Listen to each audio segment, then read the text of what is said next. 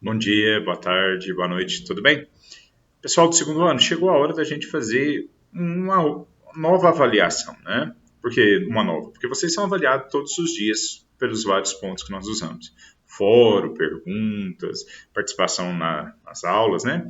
Mas como nós estamos vivendo um momento diferenciado, nós vamos fazer também uma avaliação online, tá? E o que vai cair nessa avaliação, tá bom? O capítulo 1, né, sobre a colonização, né, dos espanhóis, falando bastante sobre os povos pré-colombianos, né, pré-Colombo. Então, colombianos são pessoas que moravam aqui nas Américas antes da chegada de Cristóvão Colombo, tá bom?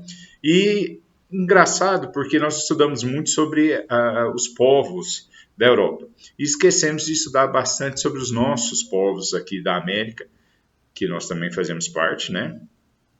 Que já tinham civilizações extremamente organizadas, tá? Os maias, os incas e os astecas, tá bom? Lembrando que os maias, eles já não existiam mais nas cidades, eles existiam como cultura. Como assim? Eles não tinham governo, eles não tinham cidades, mas eles moravam em outras cidades com outras populações. Por exemplo, o exemplo que eu dou é quando, por exemplo, o chinês vem para cá e se aglomera em uma sociedade, dentro da nossa sociedade. Então, os maias acontecia isso. Eles não tinham mais cidades, tá? Mas eles ainda tinham os hábitos, as formas, as culturas, preservavam principalmente a matemática, o calendário, tá? Então, eu estudo bastante isso. É muito interessante. O que eles plantavam, tanto os maias, os incas, os astecas. Lembrando que várias situações vieram com os espanhóis. Por exemplo, gado, cavalo, não existia aqui, tá? Foi trago pelo espanhol, tá bom? Então essa forma de cultura, então eles criavam aves, peixe, cachorros, né? Para comer cachorro mesmo, tá? Igual os chineses fazem, e eles não tinham a vaca, o cavalo e outras criações, tá bom? Isso foi introduzido pelos povos depois da chegada do Colombo, tá? Uma outra situação que não tinham eram doenças como gripe, tá? E isso enfraqueceu o governo deles, tá bom? Desses povos, foi uma forma de vencer a grande quantidade, que era desproporcional, a grande quantidade de habitantes contra os exploradores. Lembrando que Hernán Cortés, quando dizimou os astecas, né, praticamente, ele tinha 500 soldados, tá bom? Lembrando que a arma de fogo era importante, mas não era fundamental. O que foi fundamental foram o quê? As alianças e principalmente as doenças tragas pelos europeus, tá? Mais para frente, a gente vai estudar também a colonização das 13 colônias. Então, tudo isso é só um lembrete, porque você já deve ter estudado, está no livro, então você tem que ler, tá?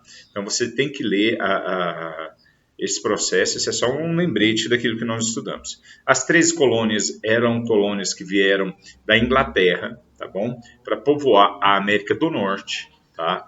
E qual que era a diferença? Eles tinham mais liberdades. E eles também utilizaram bastante a mão de obra escrava, principalmente nas colônias da onde? Do norte. Como assim?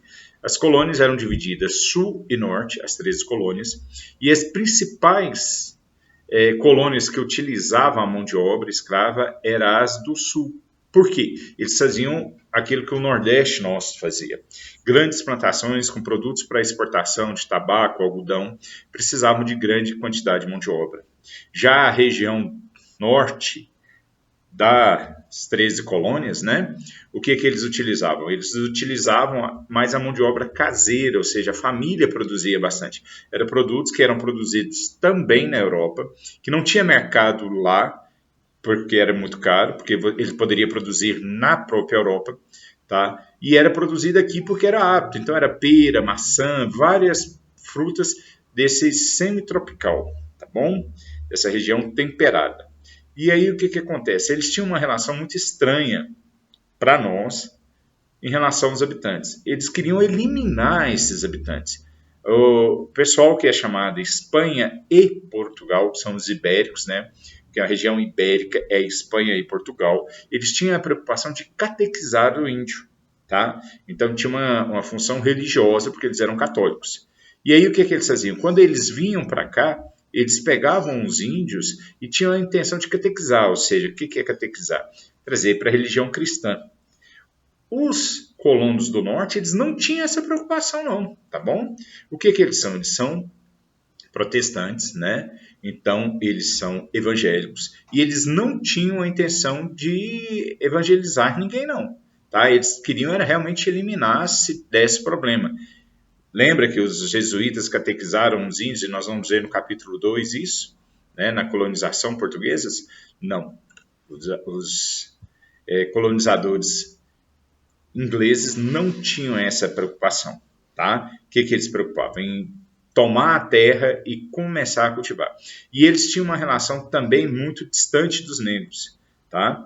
Então, o negro escravo que chegava, ele era considerado à parte, com muita violência. Tá? Então, existia uma resistência muito grande, maior, inclusive, do que no Brasil, porque no Brasil, o que acontece? O negro ele era para dentro da casa. Tá bom? Então, a mulher amamentava, quando dava à luz, quem amamentava era a ama de leite, que era uma escrava, que também tinha tido filho, e fazia. Quem era a companhia da senhora do engenho, né, que era a esposa do dono do engenho? Eram as escravas, tá bom? E existiam, inclusive, relacionamentos sexuais. Já na Inglaterra, na colônia inglesa, né, com a população da Inglaterra, não existia. Então, a colônia do norte existia diferença, né? As colônias do norte, que são as 13 colônias, existia diferença. Eles não se misturavam. Tá bom? Uma outra parte que nós temos que estudar para a prova é o capítulo 2, que fala sobre a América econômica, né? Portuguesa, a exploração do português aqui. Lembrando que o Brasil foi descoberto em 1500, mas só a partir de 1530 começou-se a pensar na povoamento por causa da exploração de várias outras povos europeus que estavam aqui.